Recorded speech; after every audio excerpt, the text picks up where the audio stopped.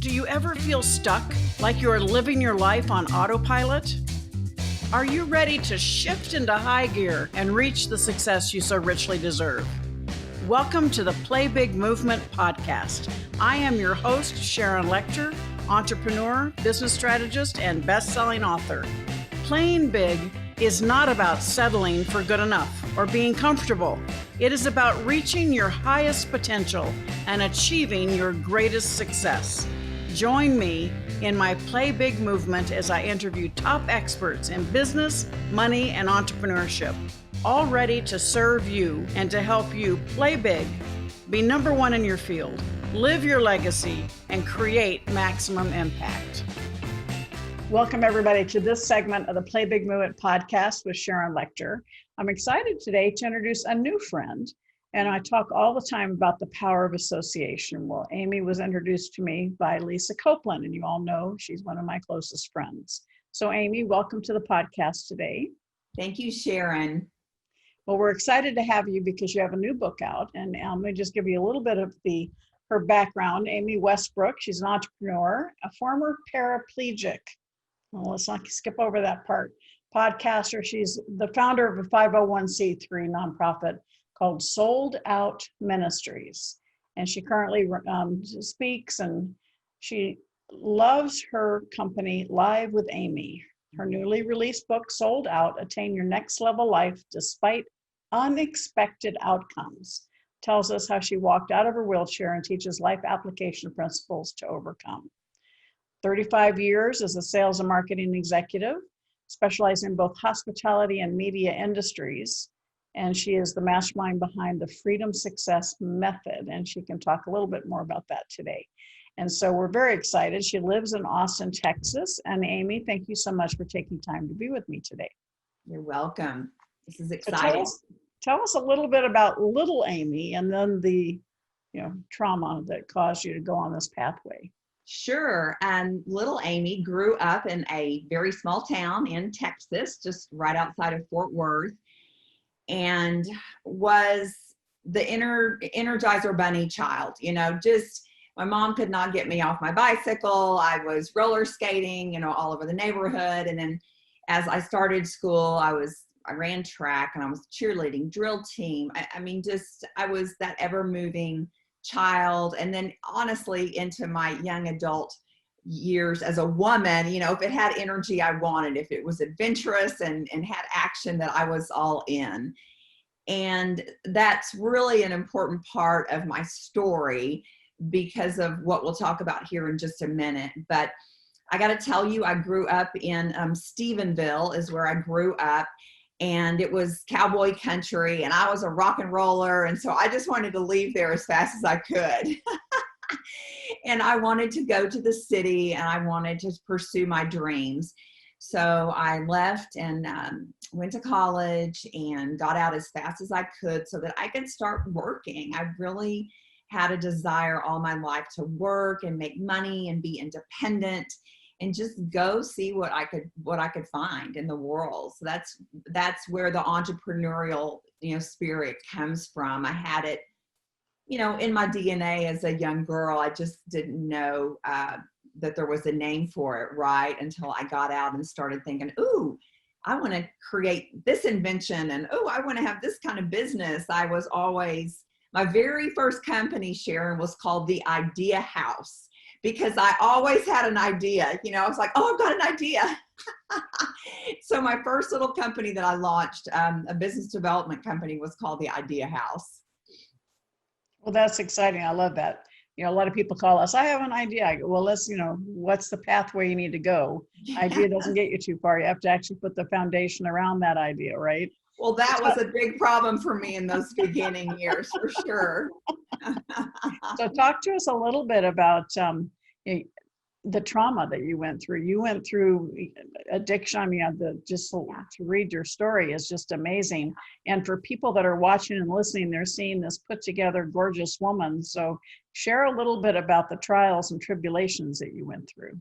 Right. So based on things that I had done and things that had been done to me, I left home a very broken young woman, to set out and make something of my life. But I tell you that I was aspiring to the level that I saw myself internally, and that was not very high. And so my standards for myself were very low, and I had very low confidence, and just began to use alcohol and drugs at a very early age. I was the girl that when the party ended, right, I kept going. And I just have an incredibly addictive personality. And when everybody else could lay it down, the nicotine, the alcohol, the drugs, I couldn't. Like, I had this sensation, this craving that I wanted to do that again. Some of it was rebellion. Some of it was numbing. I mean, it was just a big mess, honestly. And I lived that way on and off, Sharon, for about 15 years. It was these demons that I just could not shake. And it was a struggle, but I had this I was living double lives. I had this person who was, I had huge aspirations. I was ambitious. I was making six figures in my 20s. I was driving a fancy sports car. I was eating a lot of sushi. And, for on the outside, it just looked like to the world, wow, right? She's got this going on. But on the inside, I was dying. I was just struggling. And I just needed a revolution of the soul is what I needed. And that's where Sold Out came from. And I certainly am a woman of faith. And on my 30th birthday, I walked out into the street and ran like I did every morning at 6 a.m. and just had a conversation with God. And just fully and completely and totally surrendered all of it. And I made a deal with them. I said, okay, I've had the last 10 years. It's an utter mess. It's completely it's a disaster, right? And I've done it my way. I'm going to give you the next 10 years.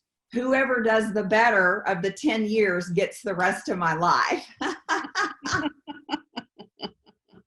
That's quite a deal. Yeah, that was the deal I made with God that morning. And I have to tell you, he won, about 2 years in. And I had a radical spiritual transformation in my life, and just a couple of years of just cleansing all of that darkness and all of those lies that I had believed about myself. And really what happened at that point is that I came to the realization that I could set a new standard for my life, Sharon.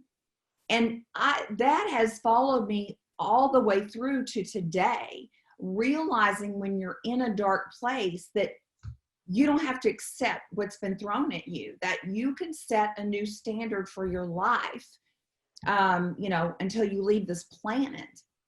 So it was a huge transformational moment. And I felt like that was it. Wow, all my troubles are over, right? I've come to my senses. I've got it together. I'm married to the love of my life. Life is exciting. I have an exciting job. And I just felt like that was going to be my troubles, for the rest of my life. And what happened is I began to suffer with severe lower back pain. And I kept pushing through, thinking I heard it running, right? So just kept going. And what they found was a mass inside my spinal cord. Ooh. Now, I always say that twice, because when people hear spinal tumor, they think, oh, you have a tumor on your spine. No, it was inside the cord. Wow. We went to Johns Hopkins Medical Center for a couple of trips. We went to MD Anderson. It was so incredibly rare. And they actually misdiagnosed it for several years. Excuse me. And so I feel like that had we diagnosed it properly, that potentially it wouldn't have caused as much damage as it did. But what happened was we got in there. I was in an emergency situation. I could not get back on the plane and go to Johns Hopkins as planned for a third visit of what are we going to do. And what happened was I was presenting as a healthy woman. I mean, they could not find, other than the pain, which was crippling me. They were like, we're not touching you. You are a full functioning, healthy woman. And I was almost 40 at the time, Like, we're not touching you. This surgery is so incredibly risky. And so they kept trying to prolong it for that very reason. But the pain became so horrible that I couldn't walk. So I couldn't get on a plane, and we found somebody in Austin. I walked in, the guy said, I have taken these out of eyeballs. I've taken them out of brains. I can take it out of your spinal cord.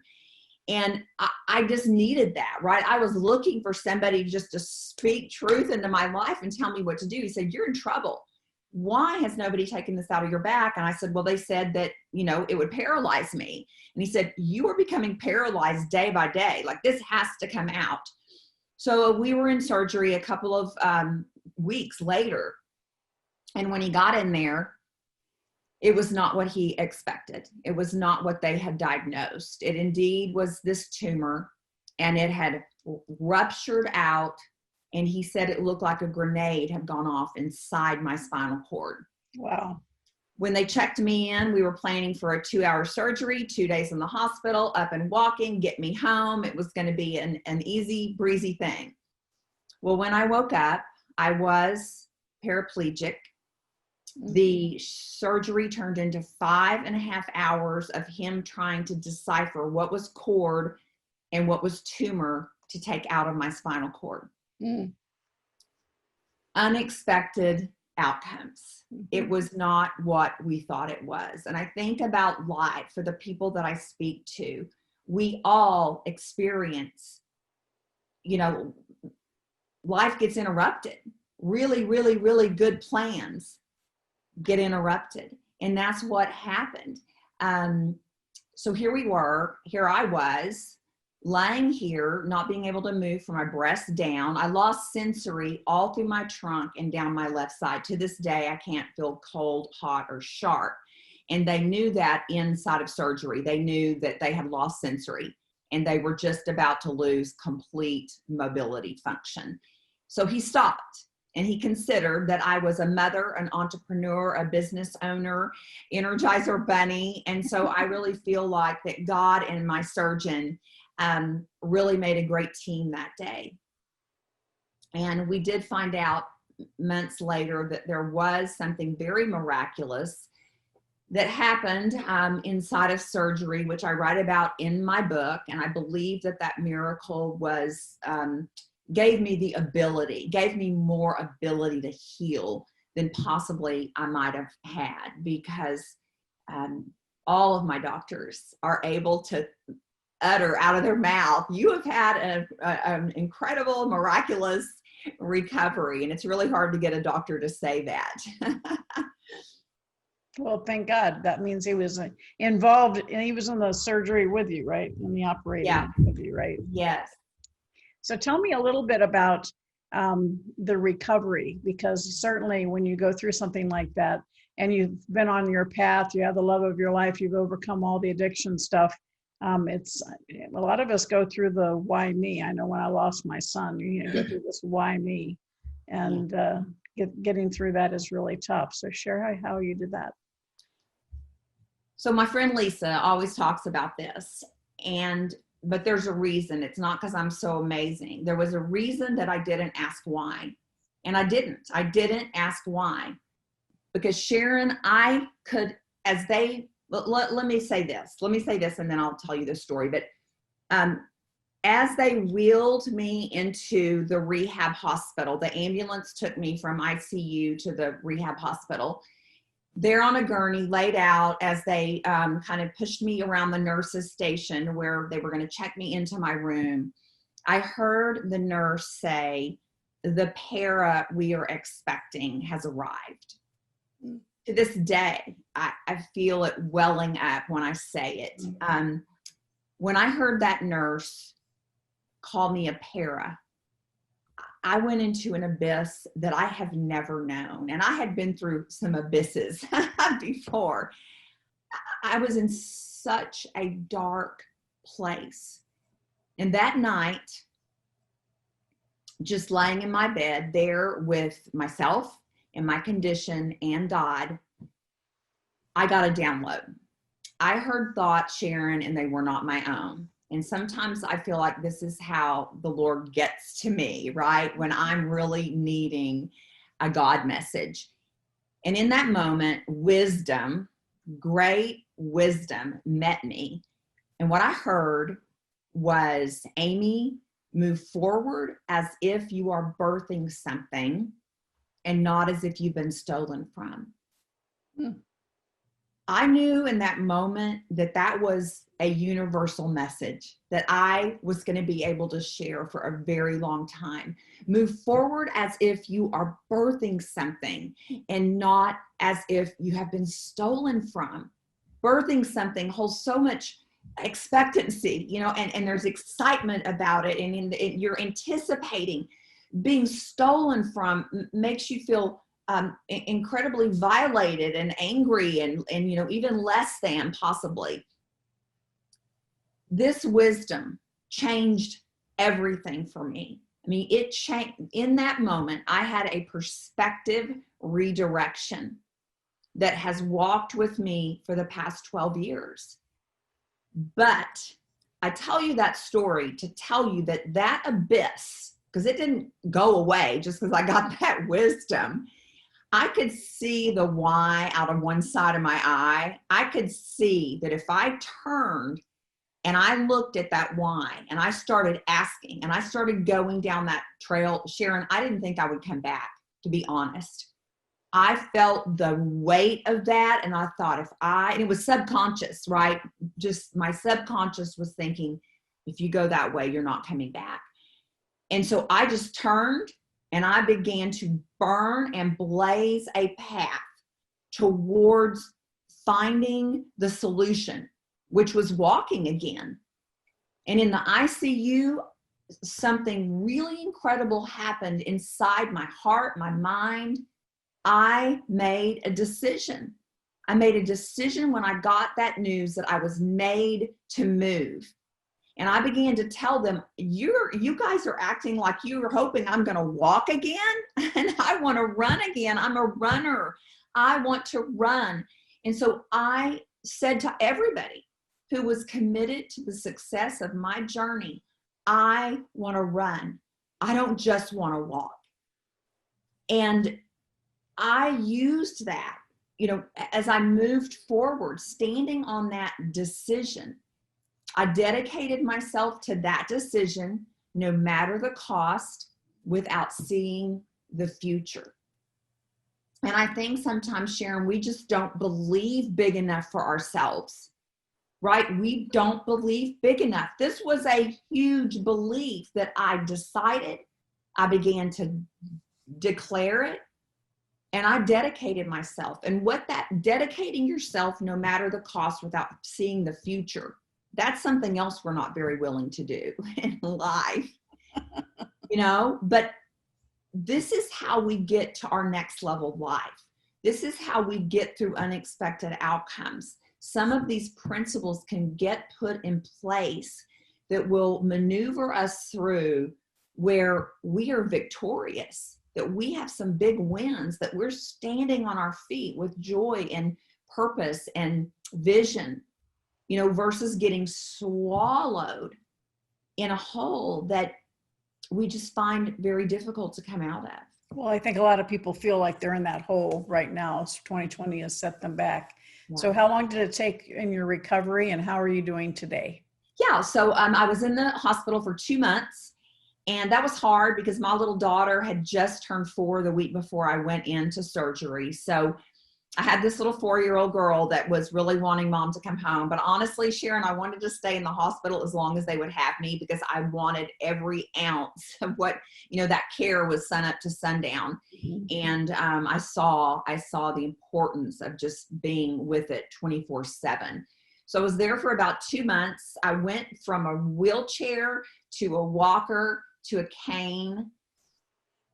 So symbolic of just our life journey. So, and that's why I wrote the book, is because I couldn't believe the parallels to not only where I had already had to walk myself out of unexpected outcomes and destructive life situations, but now I was using it to get out of physical paralysis, and I had used so many of these principles that I didn't even realize to get myself out of emotional paralysis, in my past.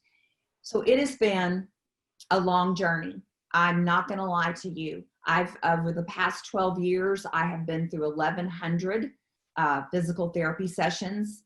I have been in therapy every single week for 12 years. I'm now a fully functioning, walking woman.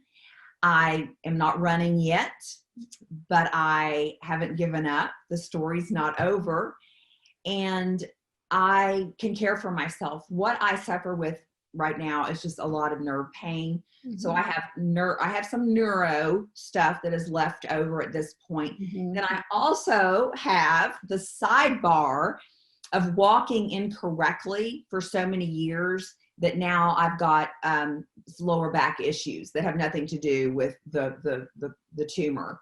Simply, you just, you can't walk improperly without it causing other problems. It's kind of a snowball effect. But I've resourced myself for 12 years, and I talk a lot about that in the book. People will say, how in the world have you continued on? And I've had to deal with some life-altering, unexpected outcomes in the midst of battling for my mobility. Right. And I think that's life, right? We're working on one big goal, and then we've got all these sidebars of life that are just coming at us. So I try to address all of this. It is the passion of my heart to help people realize that they don't have to succumb to the blows. They don't have to succumb to the darkness, that there are answers and that everything is overcomable. But we have to learn, Sharon, to do hard things. We have to learn that we got to put in the work and do some hard things and trust and have faith and hope that, our efforts are going to produce some of the things that we desire in our life. Well, I just love the things that you've shared. The perspective redirection, I wrote it down. I think that's great. So many people really need that, particularly this year, and setting a new standard for your life. Now, show your book. Let's talk a little bit about your book. Now people can find it. Sold out. Yes, and read the subtitle. Attain your next level life despite unexpected outcomes. That's the key word. I just love your perspective, and I want to congratulate you. I think there was a reason that you went through that. There was a reason that you're still here, and there's a reason other people need to hear from you, because your survival can help other people get through what they're going through. So how can people find you, Amy? So just go to my website's the best place, really, livewithamy.com. You can find me on Facebook, Live with Amy. My Instagram is livewithamy.w for Westbrook, livewithamy.w. If you want to learn more about the book or the courses that we're teaching or the coaching programs, all of that would be on my website. And if you want 2 free chapters, I would love to offer that to your audience, and they can just see if this book may or may not be for them. If you go to livewithamy.com/Amy's book, then right there, you can just click and get the 2 free chapters and see if it's not for you, it's for somebody that you know. Because as you said, Sharon, right now, this book, I've tried to write this book for years and years. You just have to believe in the timing of your life. Because I tried and it never got it off the ground. And finally, I just had an epiphany of how to get it done. And lo and behold, it would be launched in 2020 when the whole world is trying to navigate unexpected outcomes. Timing of your life. I love that. Believe in the timing of your life. And I think that's true. So many of us have, Outwitting the Devil was hidden away for 72 years. And blame it on the wife not liking the title, but I think there was a greater power at work. I think the book was intended to come out and be out right now to help. Yes. I've read that book. I think I've read it 3 or 4 times. I'm in love with that book. It's so good. Well, and so necessary this year. So I think the combination of the two are fantastic. Yes. And Amy, you're going to hang out with me because we're going to do another short interview for the private Facebook group. So all of you listening and watching, if you have not joined the Play Big movement with Sharon Lechter, I recommend you do that on Facebook. I do weekly broadcasts there. And then we do a little bit more intimate conversation with our podcast guests. So please give us a call and join us there, and share this with your network, because every interview is a special place in my heart. And this one in particular has had we talk about the worst of the worst. Imagine yourself having the kind of traumas and dramas that Amy had, and yet here she is. Her heart is bigger than her house, because she wants to help others going through it. So thank you, Amy, and you hold on. And all of you, thank you for being with us, and thank you for being here for this segment of the Play Big Movement podcast. Remember to play big. It's all about being number one, living your legacy, and creating maximum impact. Love you all. Have a great day.